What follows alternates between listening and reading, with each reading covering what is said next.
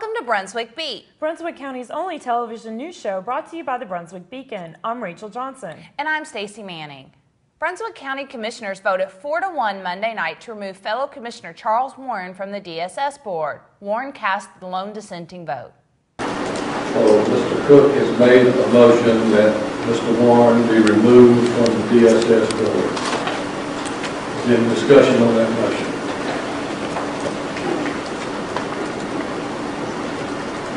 If not, all in favor, aye? Aye. Aye. All opposed, no. No. Commissioners had a hearing Monday night to consider if they had just cause to remove Warren from the DSS board. Among issues discussed at the hearing were if Warren acted improperly as DSS chair when he removed fellow board member Pat Sykes and a Beacon reporter from a December 2011 DSS board meeting. Commissioners originally scheduled a removal hearing for January, but first had to clear a legal hurdle when Warren sought an injunction to stop the hearing. Monday night, Warren read a prepared statement saying commissioners lacked authority to remove him. He contends he acted within the law at the DSS meeting in question. Once Warren went off script, however, he launched into a tirade about race and religion. Because I can remember back in slavery when they talked about religion, when occasionally going to church, have a church meeting and come outside and go hang 3 or 4 black people. So don't talk to me about religion. So I'm aware of religion.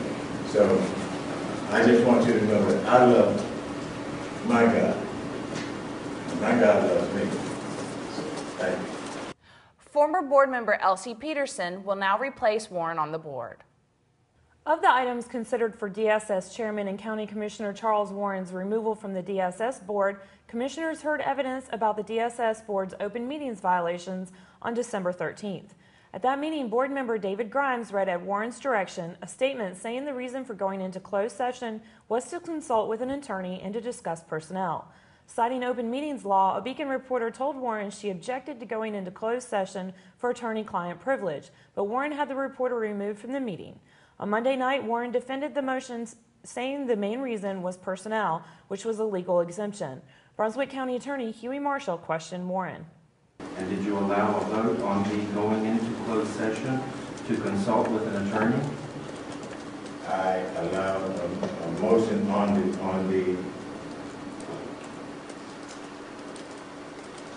motion that he had brought forth. And that was for, there was not only one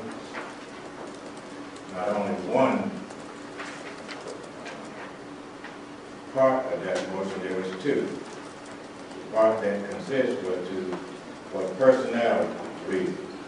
That's the motion. When he presented the motion, that's what he read, which included personnel. So even though he had did the first part, the second part was correct. So basically, that's why we went into the motion for personnel, not for to consult with an attorney. But the motion read to consult with an attorney, did it not? Well, he read the motion. I don't know what it said at that time. What attorney? Maybe Mr. Grimes. Is Mr. Grimes a board member? He's a board member. Well, he's the attorney that brought forth the motion. Are board members allowed to act as attorney for the boards on which they serve? No. Brunswick County has come up short in luring another major industry to the county. Just months after the October loss of Continental Tire and its estimated 1,300 jobs to South Carolina, Brunswick County has now lost a bid for Caterpillar Incorporated and its estimated 4,000 jobs. Caterpillar will now locate in Georgia. Brunswick County Economic Development Director Jim Bradshaw said Brunswick County was eliminated from the search on February 7th. Despite 2 large-scale and public industry losses, Bradshaw said Brunswick County's economic forecast is good. He said Brunswick County's economic development officials met with 54 industries in 2011. Jury selection for a murder trial in which a Calabash man was killed during a 2008 drive-by shooting began Monday afternoon in Brunswick Superior Court. 28-year-old Matthew Baber of Sunset Beach has been charged with murder, felony conspiracy, and discharging a weapon into an occupied dwelling or moving vehicle. Baber was one of 2 men arrested in May 2008, charged with the murder of a 28-year-old Calabash man. Baber and Norman Elliott Simmons, 27 of Ash, were both charged in connection with the murder of James Allen Murdoch. Police found Murdoch in a car on Pine Clare Drive near Calabash, dead from an apparent drive-by shooting. 73-year-old Jack Kirkland of Southport was killed Sunday when his van was struck head-on by a Southport police cruiser on North Carolina 211 near Oak Island. The officer, Joshua Goff, 22, of Bolivia, was not at fault. Authorities said he was traveling north on 211 about a half-mile from Oak Island when Catherine Hewitt Cribb, 40, of Southport, was also traveling in the same direction in a Chevrolet SUV. She failed to slow down and rear-ended the officer's vehicle. The collision forced his vehicle across the center line where it collided with Kirkland's van. Cribb has been charged with misdemeanor death by vehicle. The investigation is ongoing. After several hours of presentations during 2 days, Brunswick County Commissioners set a major goal for the upcoming fiscal year: hold the line on taxes. When Brunswick County Manager Marty Lawing asked commissioners for a direction in the upcoming budget process, Commissioners Chairman Bill Sue said their direction was to hold the tax rate. Commissioner Scott Phillips, Phil Norris, Marty Cook, and Charles Warren all agreed. The tax rate for the current fiscal year is 44.25 cents per $100 of property value. That tax rate funds a $190.6 million operating budget. For more about the 2-day budget retreat and goals, look for several stories in this week's Beacon. After 36 years of business in Charlotte, Hardee's officially locked its doors at 1 p.m. Monday. By 5 p.m., the sign along Main Street was gone. The closing was a sad day for many residents who considered the restaurant a meeting place. Most mornings, residents gathered inside to share stories and music. Representatives with Hardee's gave little explanation about the closure, but a representative from the company that owns the building denied it had anything to do with a rumored increase in rental cost. Read more about Hardee's last day and share in the memories in this week's Beacon. In honor of Sunshine Week, the Brunswick Beacon will recognize a community member or members for their commitment to freedom of information and the First Amendment. Sunshine Week is an annual event created by the American Society of News Editors. This year, it will take place March 11th through 17th, and in keeping with the Beacon's commitment to freedom of information, we want to recognize a community member who has stood up for freedom of information. The nominee must be a resident of Brunswick County and cannot be an elected official or running for elected office. Nominations are due by 5 p.m. Friday, February 24th. Email ccurran@brunswickbeacon.com with nominations. Find all of these stories and much more in this week's Beacon, available on newsstands now.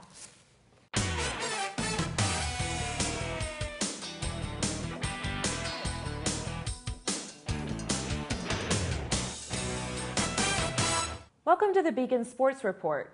Senior Jamal Jacobs hit 5 3-pointers and scored 25 points, and senior Taylor Buffkin scored 16 points as the West Brunswick basketball team beat D.H. Conley 65-60 in a first-round game of the North Carolina High School Athletic Association Class 3A state basketball playoffs Monday at West. The victory was the first for the Trojans in the state playoffs in several years. West 14-11 will play a second-round game February 22nd at West. John Wiley won a regional championship and was one of 5 South Brunswick high school wrestlers to advance to the state tournament set for this weekend at the Greensboro Coliseum Complex. West Brunswick qualified 1 wrestler, Ronnie Dellinger, from the North Carolina High School Athletic Association Class 3A East Regional. Dellinger, a senior, was second at 106 pounds. North Brunswick qualified 4 from the Class 2A Mid-East Regional. In local college baseball action, the Brunswick Community College baseball team beat Stanley Community College 6-5 in 10 innings on Saturday, scoring 2 runs in the bottom of the 9th inning to tie the score 5-5, and then scoring the winning run in the 10th on sophomore center fielder Ryan Collins' double. You can read all of these stories and see more great photos in this week's sports section of the Beacon.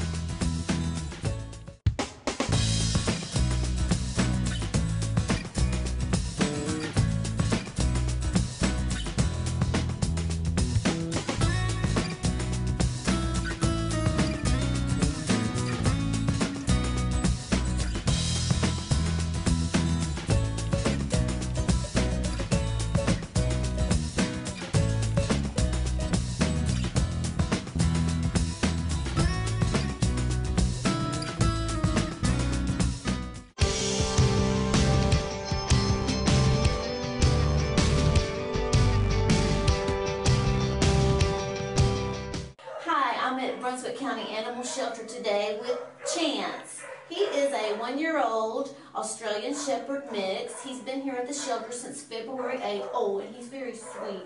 And his owner could no longer keep him. So he's looking for a good home, and he is the sweetest thing. So come on down here and meet Chance, and there's plenty of other dogs and cats who need homes here too. The shelter is open for public visitation from 10 to 4, Mondays through Fridays. And it's out here on Green Swamp Road. During the first Brunswick County Chamber of Commerce Chairman's Gala, the Chamber recognized community and business leaders for their dedication. In addition to the Employee of the Year, Citizen of the Year, Business of the Year, Chamber Ambassador of the Year, Chamber Member of the Year, and Chamber Volunteer of the Year awards, this year the board added 2 additional awards for Town of the Year and the Chairman's Visionary Award. First new award is the Chairman's Visionary Award. This is the first time we've ever presented this award. They were nominated for a different category, but our committee felt they were visionaries. Visionaries not only for the Chamber, but for creating jobs in Brunswick County, raising funds for organizations such as Hospice, Brunswick Community College Foundation. This new award, the Chairman's Visionary Award, I'm very honored to present this to W.J. and Sybil McLam. To see a full listing of winners, pick up this week's Beacon. Not even a little rain could keep students at Brunswick Community College out of the driver's seat last week. Last Thursday, the Crime Prevention Division of the Brunswick County Sheriff's Office allowed students a hands-on but much safer experience of driving while impaired. For about 3 hours, the parking lot in front of Building A was turned into a driving course where many would-be pedestrians and other vehicles were repeatedly run over by drivers wearing the impairment goggles. The goal of the DWI simulator was to show students the difference between sober driving and driving under the influence. Sheena Vaught, a local filmmaker and West Brunswick High School alumna, is working with the Theater and Arts Department at West Brunswick to teach students the art of filmmaking. Students are in the process of filming Midnight Cry, a story about a woman's struggle through slavery and her escape via the Underground Railroad. A preview of the full production will be on stage with acting and singing this Friday and Saturday at 8 p.m. at West Little Theater. The program is in honor of Black History Month. Admission is free. Get ready for free professional health screenings, chair massages, and information. All of this and more will be showcased at the 2012 Health Expo, slated for 9 a.m. to 2 p.m. this Saturday, February 25th at West Brunswick High School. Sponsored by the Brunswick Beacon, the 6th annual expo will feature about 40 vendors and sponsors, free health screenings, a medication drop-off, safe sitters program, and door prizes. Admission is free. That's all the time we have for tonight, but you can read all these stories and much more in this week's Beacon. If you have comments or suggestions for us at Brunswick Beat, you can email us at brunswickbeat@brunswickbeacon.com. And don't forget to follow the Beacon on Facebook and Twitter. Just search for Brunswick Beacon. Thank you for joining us, and don't forget to tune in next week for a brand new edition of the Brunswick Beat, Brunswick County's only television news show. We close out this week's show with video from the Brunswick Interagency Program's 22nd Annual Sweetheart Ball.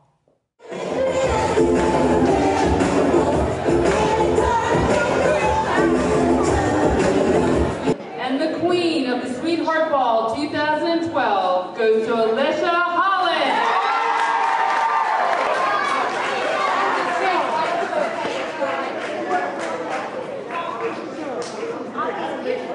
Ladies and gentlemen, I present to you the Sweetheart Ball.